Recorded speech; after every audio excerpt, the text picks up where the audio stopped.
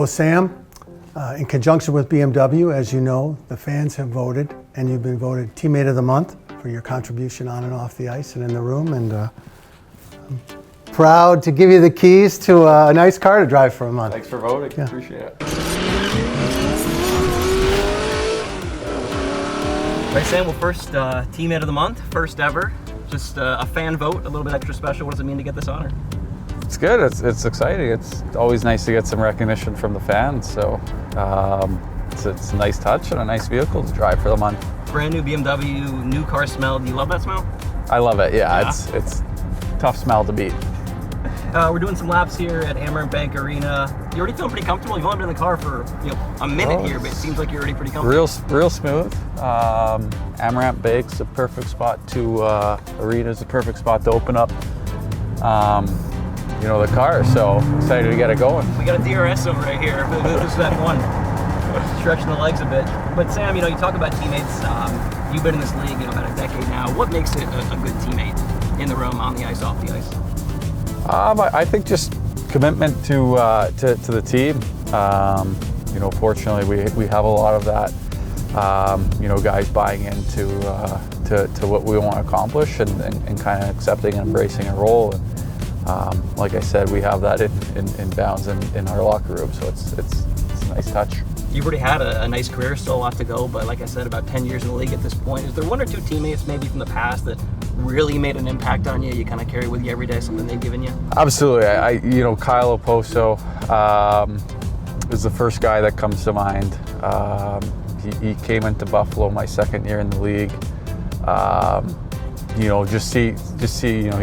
a captain now. He's been around a long time. He's been in my wedding party.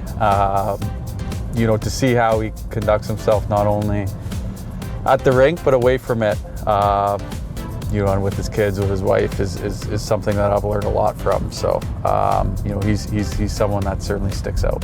You mentioned your wedding. Congrats! You got married this past summer. Thank you. The summer is hockey wedding season. There's always a bunch, especially you get so many teammates, so many teams, the calendar fills up pretty quick. How is a hockey wedding maybe different from a regular wedding in your experience? It is a little different. Especially our wedding this year, I think it was pretty obvious the majority of guys walking in with slings and boots from a log run. I think hockey players, you get to so many weddings kind of all, at the same time within a 2-3 week period. Guys are letting loose, guys are enjoying it, embracing the party, and you see guys having fun at your weddings and getting the party started. Yeah. You kind of want to reciprocate it there. So I think there's a lot of that going on. Most guys have been on a team or two, so you get a mixture of guys from different teams, and you're all kind of bonding over going through the same things, same experiences, so it's always a fun time. Like you said, a couple guys were banged up from the Stanley Cup final run, but was there one guy in particular from this Panthers team that was just tearing up the dance floor at your wedding? Life of the party type guy? Swaggy put on a good shift. Really? He was the one guy. Everyone else, there were some guys in slings. I think Benny did a backdrop with the boot on the dance floor. Mm-hmm. Unfortunately, we haven't found the tape of it, but no, it was a fun celebration, and my job was easy: just show up and just threw a heck of a party. You talked about teammates. You kind of grew up with two teammates, your two brothers, obviously Max and Griffin. Just how much did just growing up with two brothers that also played hockey just make you a better player and kind of get you to where you are now? Well, like you said, being the youngest, Dad played, both my brothers played. Everything I had kind of went through. I had the privilege of seeing them go through it before me, seeing how they handled it, what it kind of took. So it made my job a lot easier. So I owe a lot of my success to them, obviously. Growing up, I imagine you probably take a car about this size to the rink to fit all your gear with you and your brothers. What do you remember about just going to the rink as kids? All the hockey bags in the back, families there seeing. It's got to be a special time, right? It was awesome. A lot of miles on the road for my parents, obviously. You know, you know, I think it's the car rides home from games that I love the most. No, just chatting about the game, you know, especially with my dad. You know, kind of learning the game. You know, my mom, I've been around it so much. You know, I like her perspective too. How did mom's opinion differ from dad's on the games? Her main advice was just shoot where the goalie isn't. Don't overcomplicate it. So, you know, it was always nice getting it from her as well.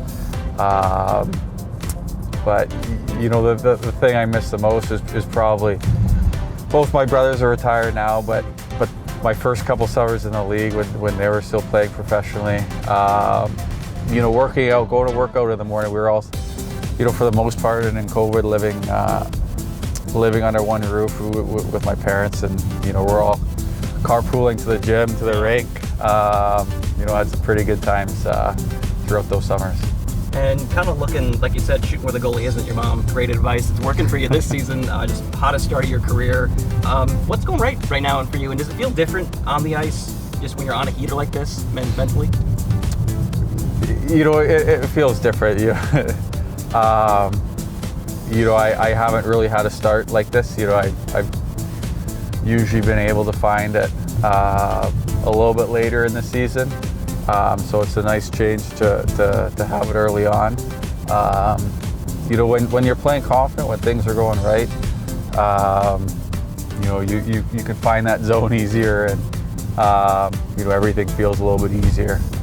You know, obviously playing in some pretty good situations.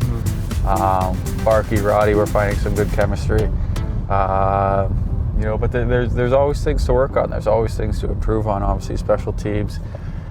You know, we get our power play going. You know, it's only going to be better from there. So, you know, there's always things we can improve on. Incredible goal the other night in Washington, 15 seconds to overtime, franchise record.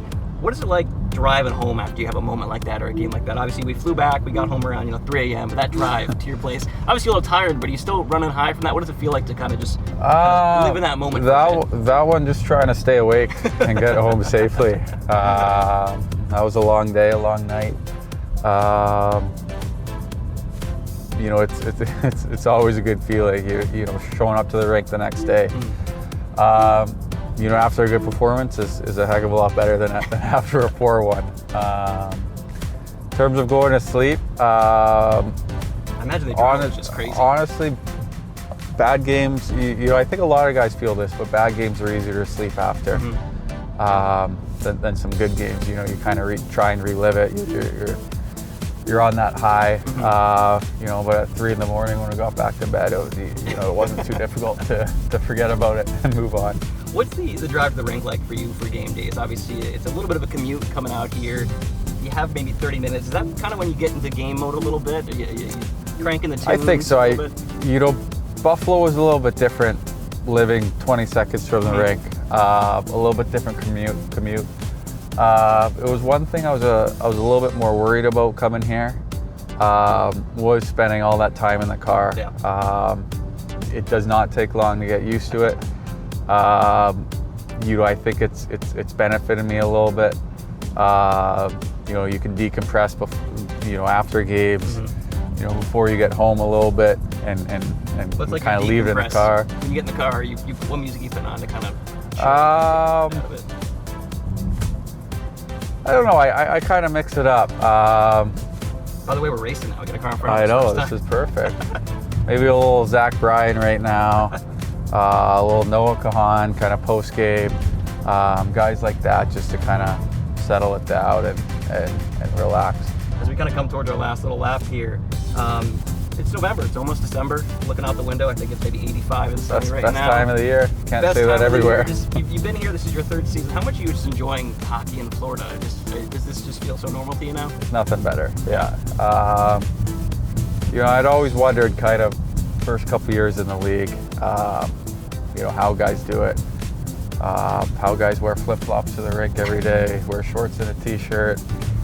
Turns out it's not too difficult. And on that, I mean, now that we're going to some colder places, you know, we travel for the winter. You're going, Winnipeg, Ottawa, anywhere up north. gotten a little soft, do you think? Because it happens quick for most people. Oh, yeah. You get up there, you just like, I'm freezing. Absolutely, it doesn't take much. You know, the fall and the spring are the best to travel. We get a good taste of some seasons. You know, coming now to this time, going to different areas. You know, like you said, Canada coming up at the end of the month. I'm going left here at the end of the month. This time of year gets a little bit harder, but in and out makes it easier. Certainly gets soft. You know, I don't think my wife has seen a winter since our Buffalo days. She's had a pretty good gig. Florida in the winter and Vancouver in the summer. So it's all good. Sam, once again, thanks for taking the time. Thanks for the ride. 5 stars Thank if you're you. my Uber driver. This is wonderful. Absolutely. Yeah. Congrats again and enjoy the car for the next Thanks month. so much. Thanks for voting.